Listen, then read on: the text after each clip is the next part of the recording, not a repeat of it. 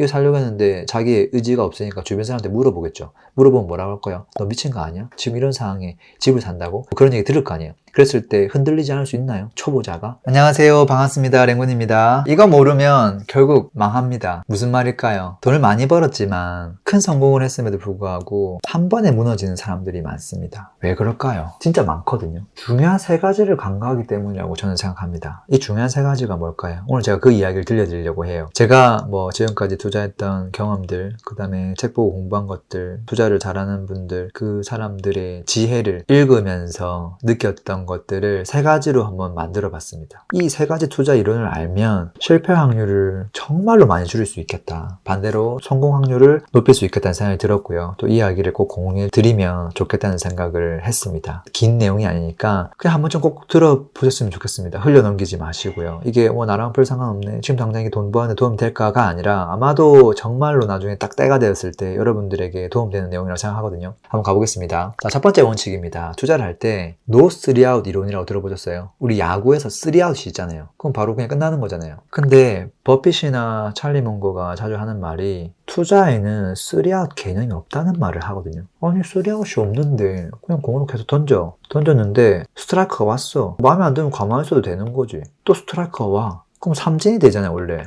가만히 휘두르지 않으면. 이번 달에 투자를 안 하고, 다음 달에 투자를 안 하고, 그 다음 달에 투자를 안 해도 삼진이 없잖아요. 투자에는. 그 말이거든요. 이게 완벽한 타이밍이 왔을 때 배트를 그냥 한 번만 휘두르면 된다. 우리가 지금 갖고 있는 자금이 무한대로 이번 달에 1억 계속 매달 생기는 게 아니잖아요. 몇 년 동안 모은 그 시드가 한 번 휘두르면 휙 날아가는 거거든요. 확신이 없을 때 이걸 어설프게 휘둘러야 될 이유가 있나요? 내가 확신이 없는데. 내가 확신이 있다면 이걸 또 안 휘두를 이유는 없죠. 그러니까 남들이 이야기하는 그 타이밍 가지고 할 수는 없는 거고, 결국은 내가 생각하는 확신, 그 타이밍이 왔다고 생각했을 때 배터리 휘두르면 된다. 내가 확신이 없으면, 내가 준비가 안 돼 있으면 준비될 때까지 가만히 있어도 된다. 이런 이야기죠. 그리고 이 말은 결국은 타이밍이 대단히 중요하다는 말이에요. 그냥 아무 때나 사서 오래 보유하라 이 말이 아니거든요. 타이밍 중요하다. 저평가된 시점을 잘 판단해가지고 그때 제대로 휘두르는 게 중요하다. 그리고 나서 좋은 물건들은 오래 보유하는 게 맞겠죠.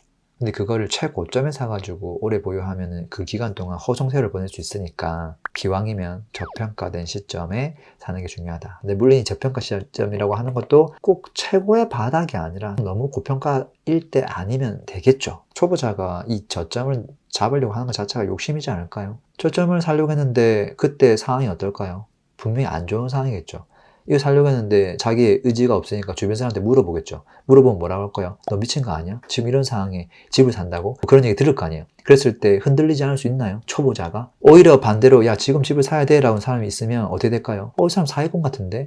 내 생각 다른데? 이렇게 하면서 안 하겠죠. 그러니까 초보자는 절대 바닥을 살 수가 없는 거예요. 저점을. 그걸 인정을 좀 해줘야 되는데 초보자일수록 그 저점을 잡으려고 자꾸 사람들한테 물어보죠. 물어봤는데 10명 중에 9명은 집 사지 말라고 하고 1명이 집 사라고 하면 그래 내 생각도 이래 그렇지 내 생각과 똑같네 라고 하면서 본인 생각들을 결정하는 거거든요. 그래서 결국은 이제 공부를 통해서 자기가 보는 만큼 결정할 수 있는 거죠. 자, 부동산에서 타이밍은 중요하구나. 방금 이 첫 번째 원칙에서 깨달을 수 있는 부분이었습니다. 부동산뿐만 아니라 아마 모든 자산들이 마찬가지일 거라고 생각합니다. 두 번째 원칙 볼까요? 두 번째 원칙은 세발 자전거 이론. 이게 뭐냐면 건설사, 우리 국내 건설사 부영 있죠, 부영.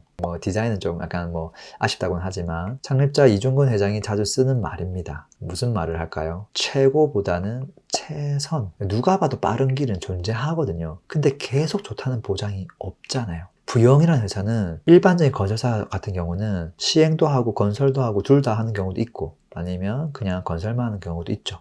근데 어쨌든 건설만 해서 돈만 딱 뽑고 가는 경우도 있고 시행까지 땅 사가지고 건축까지 다 하고 분양까지 하는 경우는 분양까지 딱 하고 수익 다 받아먹고 딱 끝내는 경우가 있죠. 그 어떤 것이든 이거를 아파트 500세대 1000세대를 직접 임대로 끝까지 몇 년 동안 가져가는 경우는 없죠. 다 분양하고 짧게 끝내려고 하거든요. 그게 가장 효율적이고 돈을 제일 많이 빨리 벌 수 있는 길이거든요.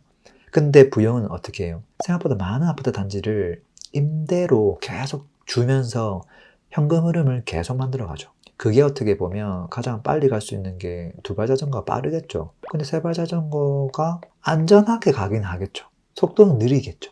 그거를 이제 최고보다는 최선이라고 표현을 한 거죠. 투자는 단기가 아니잖아요. 한번 시작하면 되게 중장기로 가거든요. 이제 그랬을 때 항상 좋다는 보장이 없잖아요. 그러다 시행을 딱 했는데 어그러지면 어떻게 되는 거죠? 이게 나가 떨어지는 거죠. 지금도 파산하는 회사가 너무 많잖아요. 이제 그런 것들을 막기 위해서 이렇게 하자는 거죠. 그리고 가장 빠른 길보다 안전한 길, 그 안전한 길, 그 장기전을 버틸 수 있는 현금 흐름이 필요하다. 이게 있으면 가끔씩 힘들어도 버틸 수 있다. 투자도 마찬가지 아닐까요? 투자도 전부 다 똘똘한 한 채 10억짜리 사가지고 나중에 5년 지나가지고 15억짜리로 갈아타기 해야지. 근데 그전에는 돈이 없으니까 5억짜리를 사고 그전에는 3억짜리를 사고 한단 말이죠. 갈아타기 하는데 오 잘 됐어.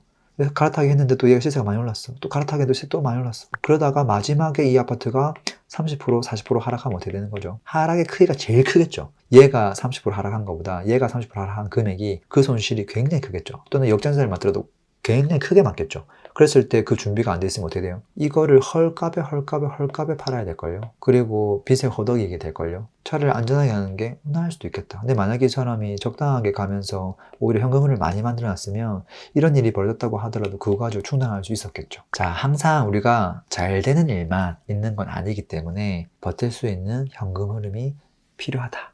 이것도 메시지를 주는 것 같습니다. 그리고 세 번째 법칙은요, 욕망의 토지 이론입니다. 혹시 아세요? 그 톨스토이 소설 같은 걸 보면 뭐 좀 긴 책도 있지만 단편집을 또 많이 썼어요. 그 단편집 제목이 여러 가지가 있는데 그 중에 하나가 이런 제목이 있어요. 사람에게는 얼마만큼의 땅이 필요할까?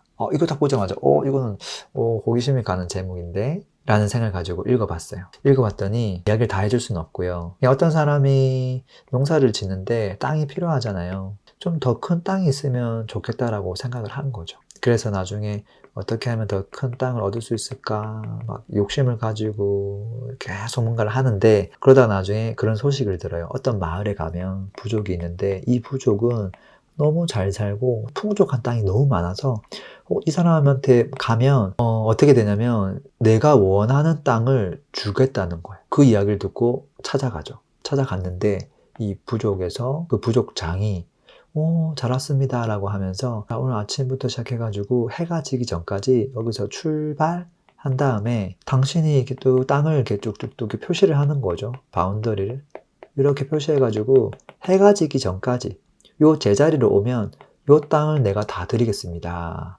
하거든요. 이 사람이 이제 복장을 이제 편한 복장으로 단단히 입고 출발을 하죠. 출발을 했는데 어떻게 될까요? 딱 했는데 여기 비옥한 땅이 보이는 거예요. 와, 여기다 농사 지으면 정말 잘 될 것 같은데 여기 내 거 해야지. 표기를 하기 시작합니다.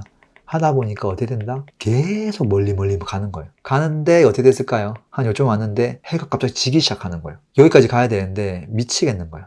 그 언덕을 올라가가지고 가야 되는데 이 사람이 전력 질주 달리기를 시작하거든요. 쫙 달리기 하다가 마지막에 도착하기 직전에 숨이 가빠가지고 죽습니다. 되게 재밌죠. 그랬더니 이 부족장이 여봐라 이 사람을 땅에 묻어라 하는데 이 사람 키가 160이라 가지고 딱 요만큼 땅에다가 묻거든요. 이 사람에게 필요한 땅의 크기는 160cm만큼의 땅만 있으면 됐다는 거예요. 근데 이 사람 욕심은 이만큼이었다는 거죠. 여기서 말해주는 게 뭘까요? 사실 이 사람은 이미 그전에도 농사를 잘 지을 수 있는 땅이 있었어요. 근데 여기서 더 큰 욕심을 계속 부렸던 거죠. 욕심이 이게 과하면 저는 결국 무너진다고 생각합니다. 욕심을 통제할 수 있어야 되거든요. 다른 사람들이 엄청 큰 거를 뭐 사가지고 돈 많이 벌었다. 뭐 꼬마 빌딩을 사서 많이 벌었다. 분양을 해서 돈 많이 벌었다. 나도 그거 해봐야지. 시행해봐야지. 한 번에 무너지지 않을까요? 그동안 쌓아놨던 거 다 사라지지 않을까요? 그러니까 내가 할 수 있는 수준에서 그리고 그게 잘 안 됐다 하더라도 충분히 커버할 수 있는 수준에서 해야 되는데 그게 잘못되면 그냥 끈짝날 거를 그냥 그걸 시도하니까 이게 이런 일들이 벌어지지 않나라고 생각을 합니다. 결국은 이 욕심 때문에 야 이거는 진짜 잘 될 것 같은데 이것만 하면 내가 진짜 돈을 많이 벌 수 있는데 슈퍼 연끌을 하거든요. 하나가 잘못되면 도미노처럼 연쇄 파산하게 되잖아요. 그래서 지금 현재 내가 가지고 있는 것들에 대해서 조금은 감사하게 생각하면서 여기서 또 남들이 뭐 많이 벌었다고 해서 그거 너무 부러워하고 시기하고 질투하고 그거 못하면 내가 불행해지고 그렇게 되면 안 되지 않을까 싶습니다. 그래서 잘 될 때 내가 잘하고 있을 때 조금 더 조심하는 거 그 다음에 타인의 성공을 너무 부러워하지 않는 것, 내 수준에 맞게끔 살아가는 것 너무 중요하다 그런 또 생각이 듭니다. 방금 얘기했던 세 가지 이론을 요약해볼까요? No 3out, 투자에 있어서는 3out이 없더라. 타이밍이 중요하다 이 말이죠. 근데 타이밍이 중요한데 그럼 언제 사야 되냐? 저평가 됐을 때 사야 된다. 세발사정거 이론, 투자는 장기전이다라는 걸 무조건 알아야 되고, 이 장기전을 버티려면 결국은 현금 흐름이다.